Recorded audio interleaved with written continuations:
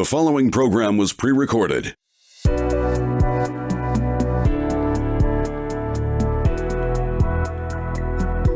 This is Bill Brady on the Pulse of Arizona, 1100 KFNX. Our election 2022 coverage continues today with David Raymer, Democratic Senate candidate in LD 29, that's Legislative District 29, which includes Surprise, Litchfield Park, Pebble Creek, Whitman, and the Luke Air Force Base. David, good to see you. How are you? Doing great. It's great to be here again. Thank you. How is the campaign going? What are people telling you out there as you're doing a lot of door knocking? What are people telling you out there when you meet with them and explain that you're running for the Senate in LD 29? I'm experiencing that there's a lot of secret Democrats in the Phoenix area, and we don't put a lot of signs on yards. But when I tell people I'm a Democratic candidate, very often I say, "Oh, I'm a Democrat. Don't tell anybody." Kind of a response. But I think it's a much larger presence than people might think. And what are they saying? What are the issues that really concern them? Because if you watch the national media, you get two different perspectives on what's important.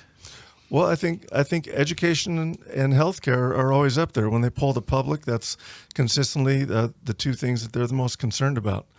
People are concerned about immigration, of course. We want orderly immigration, but we don't want people being mistreated as a result.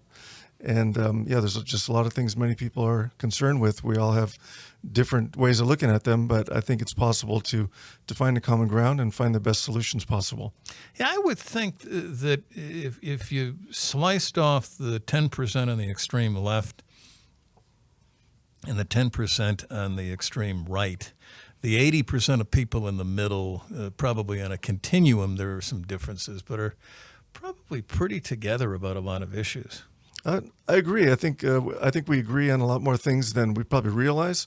I had a meeting with the Arizona Association of Chiropractors recently. I'm a chiropractor, and some of them were probably most of them were conservatives and Republicans, and it's surprising how many things we ended up agreeing on. I think so. It was a very cordial conversation and a nice evening. Yeah, it's just somehow we got to get rid of the far left and the far right, and then, as my friend Rodney King would say, we can all get along.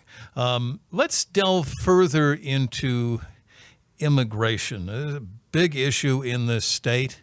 In virtually every statewide or federal candidate's campaign commercials. What should be happening in Arizona as well as the country in terms of a proper immigration system? Well, the immigration has gone up recently, as a lot of people have noted. It was about 160,000 to 180,000 a month some time ago, and now it's gotten to be in the 200,000, 220,000 range, which is more, but it's not as big as some people might have you think. And we have a lot of reasons for having these people come here and letting the ones who want to work hard and contribute be allowed to stay and get some sort of status while they do so. Maybe being able to work while they wait so they're not a drain on society. I think that's a good idea. And the reality is that a solid majority of those people are in fact denied their asylum claims and are sent back. So the majority of those people aren't allowed to stay here anyway. And I think we have a system that is doing a fairly good job of weeding out the ones we don't want and who don't have a legitimate claim to be here. Well, and the other thing too is we do have a need for people in certain employment classifications. And so instead of having this, for lack of a better expression, this outside the law process, it would make sense, I would think, to allow people in certain employment categories free entry into the country and from that, an opportunity to apply for citizenship. I agree. I think some sort of work visa would be a good idea. Obviously, they're not coming here for nothing. They're coming here because there's jobs that need to be done. And we have the lowest unemployment in our country for 40 years, I believe, right now. So the increased number of immigrants is not leading to unemployment. And so we're at full capacity employment right now. So there's some good things going on, I think. And if they want to contribute and work hard, they should have some sort of status to be able to do so. Heck, even Trump use I'm not sure what the visa classification is, but he used people who were coming here on work visas to work at Mar-a-Lago. Hmm. Yeah, that's true. There's so many businesses that rely on them, and they're here just trying to have a better life for themselves and their families as well. And I think we should respect that. Well, the other thing I think we have to do, and Kamala Harris did talk about root causes, but I think we have to also look at the immigration flow, and I say this compassionately. We got to look at the immigration flow and recognize that the size of that flow is a real indicator of the fact that people are running from something. And what is it that they are running from, and how do we correct that so people from other countries want to stay in their home country? I'm an American. I don't want to go anywhere else. I would imagine that's probably true of Peruvians and people from other Central American countries. They were born somewhere. Their family, friends, all their heritage is there. I would imagine that they would prefer to be able to stay there. So what needs to be fixed to allow them to stay there? Yeah, I agree. People are leaving for reasons of safety a lot of the time, and the narco cartels in Mexico are getting their weapons mostly from us. That was just proven. Somebody got caught smuggling a large amount of weapons from America over the border to Mexico, and there's something wrong with that picture. And another factor, though, that I was just reading up on that's ignored is the number of people here who are from Central and South American countries that leave the U.S. and go back to their countries each year. And that's a very large number, much larger than you'd think. And under Bill Clinton, that number was much higher because we probably did a few things that helped their economies be stronger so people didn't have to leave because of abject poverty. So to the extent that we can help those countries have better economies and systems, we should do that because then they don't need to come here. But there's a large number of people leaving here to go back home every year as well. David Raymer is with us here on 1100 KFNX. He is a Democratic Senate candidate in Legislative District 29, which includes Surprise, Litchfield Park, Pebble Creek, Whitman, and the Luke Air Force Base. So, David, as legislation is formed in the Arizona Senate, what would you be hoping that the Arizona Senate could do in regard to immigration? Well, I think we need to look at the ways that we're on the one hand trying to keep out bad actors from coming here. Of course, we don't want drugs being brought over the border, and also ways to treat people who have legitimate asylum claims humanely, and so they can be here with their families when they're granted, and or be sent back home safely if they're not granted. But I could see supporting laws that would do that, and also the companies that are benefiting from those immigrants should be filing honest paperwork and reporting the people that are working for them and paying some benefits for them if necessary. David Raymer is with us, Democratic Senate candidate in Legislative District 29. We still have much to talk about, education and election security, and we will do that when we continue in a moment. This is Bill Brady with more of our election 2022 coverage on the Pulse of Arizona, 1100 KFNX. Welcome back. Bill Brady on the Pulse of Arizona with David Raymer, Democratic State Senate candidate in Legislative District 29. That includes Surprise, Litchfield Park, Pebble Creek, Whitman, and the Luke Air Force Base. Good-sized district, and David seeks to represent it in the Arizona State Senate. We do also take this moment to urge you to be sure to vote. Listen very carefully to this interview if you're an LD29 or just interested in Arizona state politics. Listen to the candidates, what they have to say it, how they analyze problems. And you can find all of our interviews from election 2022 on the 1100 KFNX website under the Bill Brady program, and there's a place you can click on all of the podcasts, and my God, we've done enough of them. Okay, David Raymer, good to have you with us today. Education. Absolutely a critical issue, if I may say one thing about it. It really is the foundation. It's the cornerstone. If people have a good education, whether it be in a liberal arts degree, Bachelor of Arts, Bachelor of Science, or whether it be in a trade, if they have a good education, it's going to be a whole different life for them. What's your perspective on education in Arizona? Well, I've worked as a substitute teacher in Arizona up in the Lake Havasu area. That was in 2014, I believe. And so I've been in classrooms in front of students, and you see where how important teachers are and how important the relationship of the teachers to the students is. There's been a lot of online education and remote learning with COVID, and in some ways that's changed the whole education atmosphere a lot. But I think there's still very important to have a teacher in front of a classroom, and a reasonable sized classroom, not so many students that it's chaos in there, and the teacher has no time to address individual concerns of students. There's been a lot of discussion in Arizona about public versus private schools, and I understand that some people would like to get help with private schools, which are very expensive. They're actually not more efficient. If you look at the relative costs, the public schools are quite a bit cheaper per student. And I think the state has a responsibility to provide a basic education to people, not to pay for expensive private school. But if people want to do that, that's great. Surprisingly, in Arizona, you can't deduct tuition costs from your income tax, and you can do that in a lot of other states. So I think something I'd be interested in would be not having vouchers, but having the tuition be tax deductible. We recently got some poor test scores for students in American schools. Having the perspective of somebody who taught, what are we doing wrong?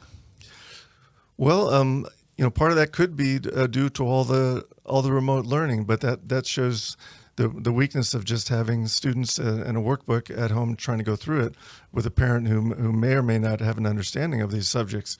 And it's been proposed in this state to have people who don't even have bachelor's degrees teaching classes. And if they don't understand the subject matter, they're not going to be able to explain it to the students, and it's just all going to come out of a workbook, which is no substitute for actual knowledge on the part of the educator who's there. When I was a substitute, one of the things I kind of prided myself on doing was explaining the material and then going from desk to desk and saying, do you understand this? Is there something you don't understand? And I'd literally make sure everybody in the class understood what was just said. Otherwise, kids drop behind. So I think that personal touch is very important. We need to maintain it. Here's an easy one. If this was baseball, I'm throwing this pitch right out in the middle of the plate about waist high so you can extend your arms and hit this out of the park. Do we pay teachers enough in Arizona?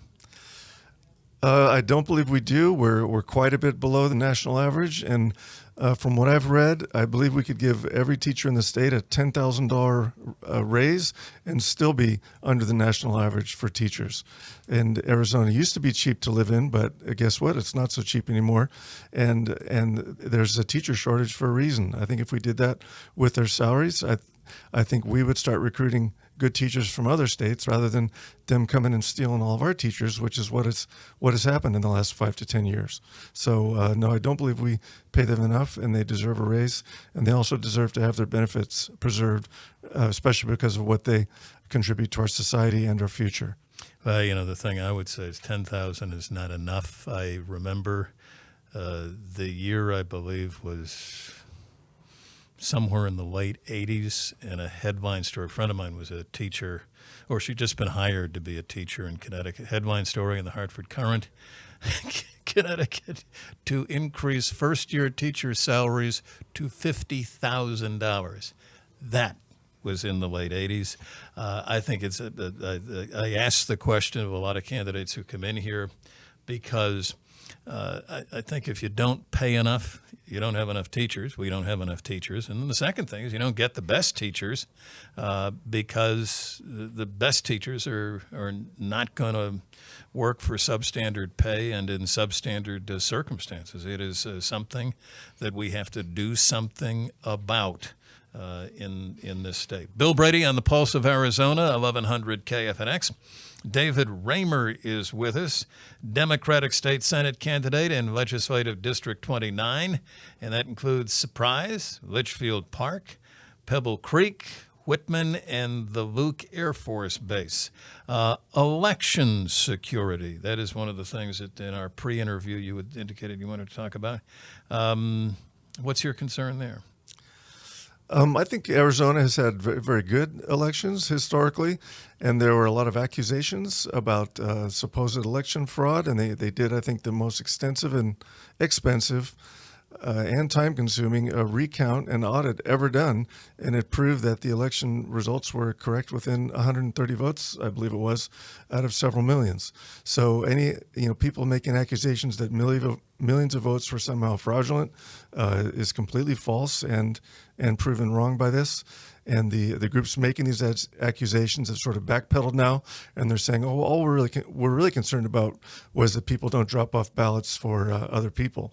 Well, we're allowed to drop off ballots for family members in Arizona, and also for people we're caretaker of, and also to give them to an election official and even roommates. So people have a lot of reasons to be dropping off multiple ballots in drop boxes, and it doesn't mean that there's any kind of conspiracy going on.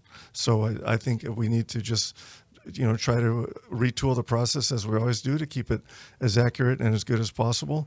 But overall, our election security is very good.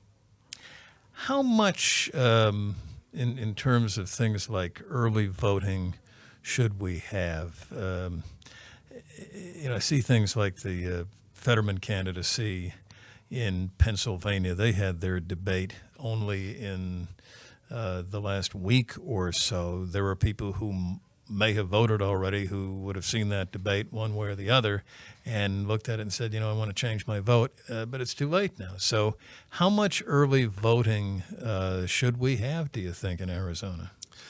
Hopefully people who are voting that early already have a handle on the issues and the candidates and know who they're going to vote for. I guess, some dramatic thing could happen that might make them want to change it.